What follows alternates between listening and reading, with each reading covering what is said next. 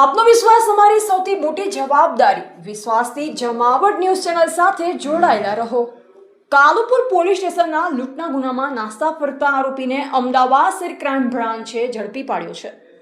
Crime બ્રાન્ચની team શહેરમાં નાસ્તા ફરતા આરોપીને ઝડપી પાડવા પેટ્રોલિંગમાં હતી. જે દરમિયાન ખાનગી બાતમી આધારે માહિતી મળી કે કાલુપુર પોલીસ સ્ટેશનના પેસેન્જરને ઓટો રિક્ષામાં બેસાડી લૂંટ કરવાના ગુનામાં સંડોવાયેલ આરોપી સાહિલ ઉર્ફે માડી ઇમ્તિયાજભાઈ શેખ અમદાવાદના મિર્જાપુર વિસ્તારમાં હાજર છે. બાતમી આધારે ક્રાઇમ બ્રાન્ચે નખાસા 4 રસ્તા નજીકથી 22 વર્ષીય સાહિલ ઉર્ફે માડીને ઝડપી પાડ્યો. આરોપીને વધુ કાયદેસરની કાર્યવાહી માટે કાલુપુર પોલીસ સ્ટેશને સોંપવાની કાર્યવાહી હાથ ધરવામાં આવી છે. પોલીસ તપાસમાં આરોપી સામે કાલુપુર પોલીસ સ્ટેશનમાં ભારતીય ન્યાય સંહિતાની કલમ 309, 6 અને 54 હેઠળ લૂંટનો ગુનો નોંધાયેલ હોવાનું સામે આવ્યું છે.